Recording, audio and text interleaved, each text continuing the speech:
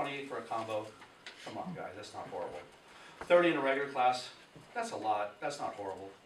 30 in a regular, that's not horrible. I prefer it not be. Make these cuts, it won't happen. You don't have to know right now.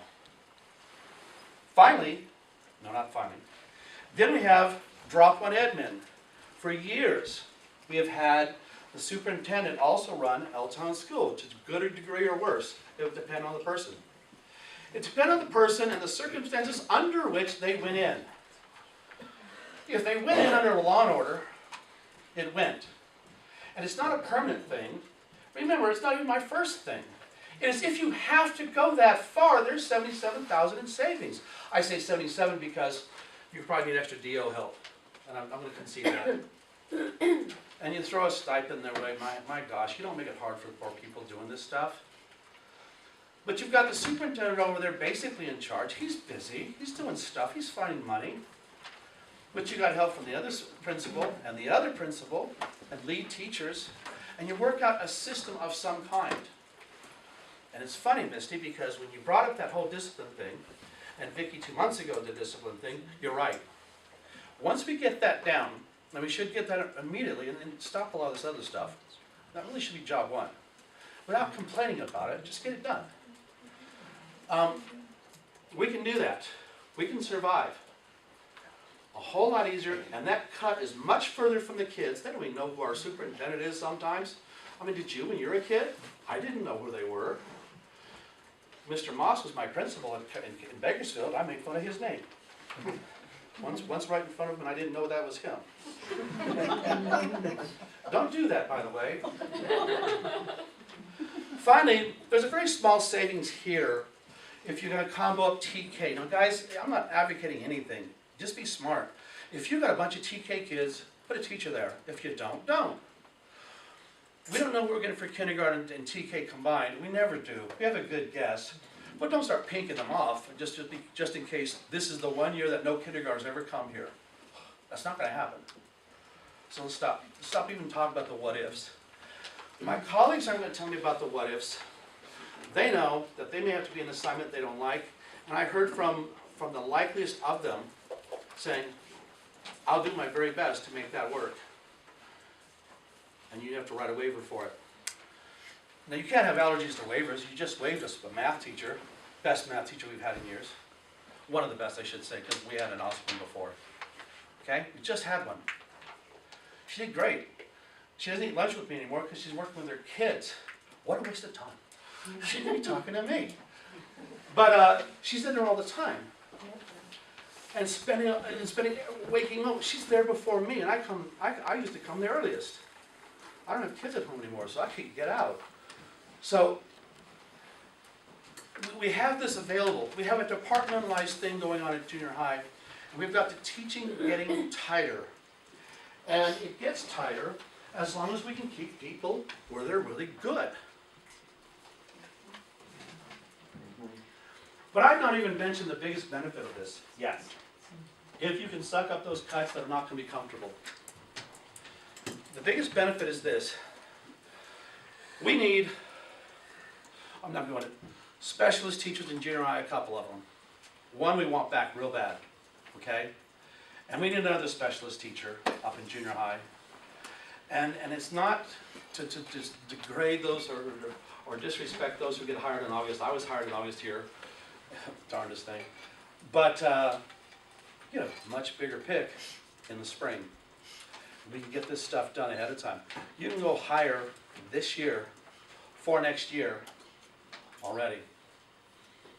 All right? And that's up and down the line.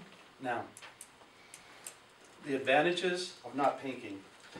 You can leave the Fraser Park School less crowded as a TK to 4th grade, just like it is now.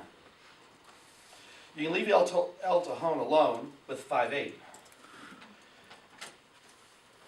The talk about folks going to the high school, I saw the schedule. You can have all those great classes if you want. Macrame, Spanish, you can do a lot of cool things. But you're going to drop class minutes down to 40 minutes, aren't you? That's exactly how that works. 10 minutes less a day for math.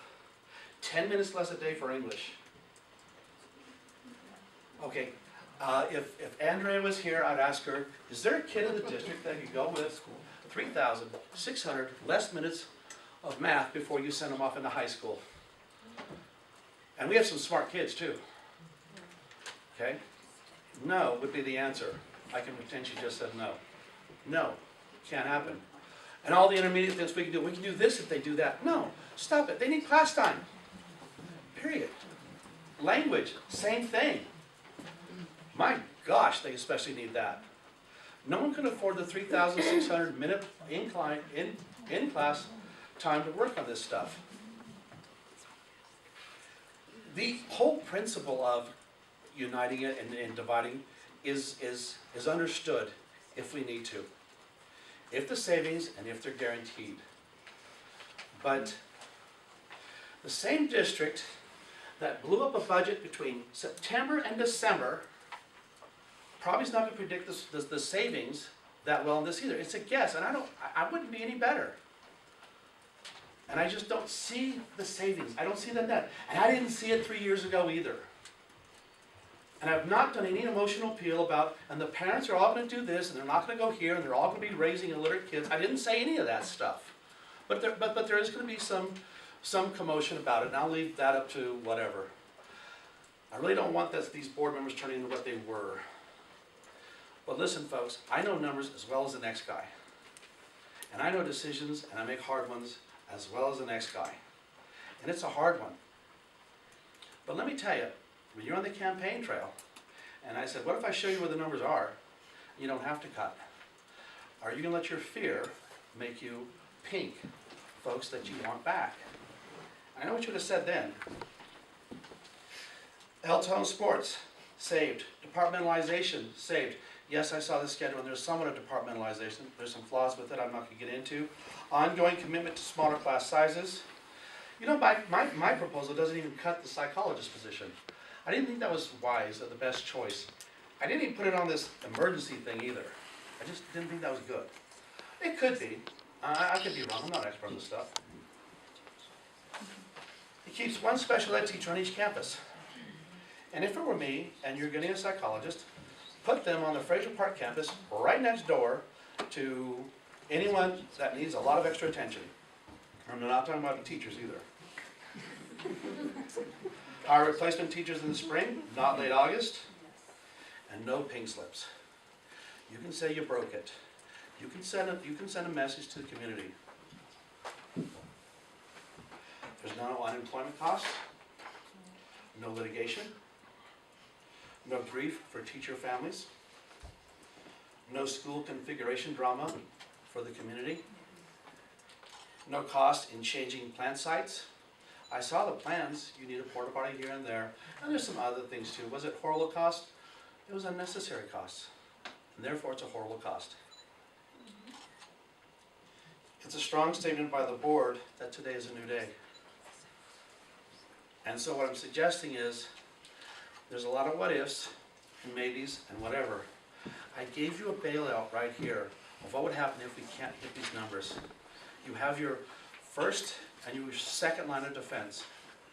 You have an 800,000 number that doesn't really exist at 600, and it's 600 at if you don't keep expanding certain expenditures. All right? I got cushion. I didn't touch a lot of assumptions. You know, when you build a budget at home, you know what you do. You over budget next year, this next month's food bill, right? And the gas, you over budget. And then when you spend too much, you don't go as far from home. Well, similarly then, guys, I didn't go into the other categories where the other padding was. All right? Because there's got to be padding in the budget. I would. Absolutely would. If I was sitting where you are, where he is, where she is, I would. It's there, still. I need it cleaned out of the stuff budget, though. Okay? No one cries when that's gone. All right? No classes are crowded when that's gone. No one gets up and leaves when that's gone. You know, we need stuff. And the final thing is this. The very first meeting, the second meeting, and the last meeting, there was an elevation of community spirit, I guess I would say, of folks wanting to chunk in and help. And I'm suspecting that it's a more reasonable amount to ask if they can help on stuff. I don't know what all the stuff is. It's not just pencils and papers, but crap, we need that too. But it's everything else we need. We can say, stop wasting so much stuff. Turn your air conditionings down or something in December at the high school. Break it, throw a breaker, I don't know. Put a stick in the thing that makes that air conditioner run. Whatever the problem is, make these things stop happening. Stop wasting stuff. We'll get the staffs together and they'll do their bit too. And mostly they were doing it already, to be honest with you. John mentioned some exceptions, and I get that.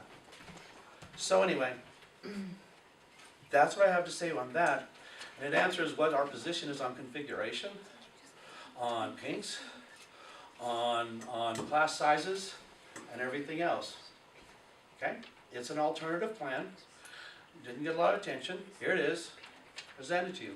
It's legit. Thank you.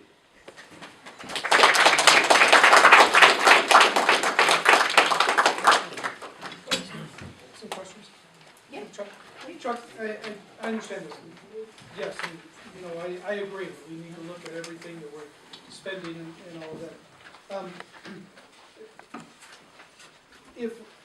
If we don't meet that target up there in the second level, target immediately slash 337, if we don't meet that because we have expenses, and yes, try to cut, but maybe we don't meet that. I don't know what we can do, to collect 92,500 from revenue recovery, what's that? In the workshop we had discussed, this is actually the very first day. The figure thrown out was about 200,000, and there's a finder's fee for it. Some gentleman was going to help us, and it was going to pay us back in a couple of different years. In 15, 16, I just reckoned that they'd give us half of it and the other half the next year. If it doesn't exist, we dig more. And if it is not there, this is already more than what we needed. That doesn't make or break this one. This is, just so everybody knows, I want to put it, that is talking about mandated costs that at one time the state is supposed to pay us back for mandated costs, but they haven't, and now they're trying to put it in the state budget to pay back schools in general, all the way across the state. And so we're not sure, like we got a letter saying that we didn't get payment this year for some of our mandated costs.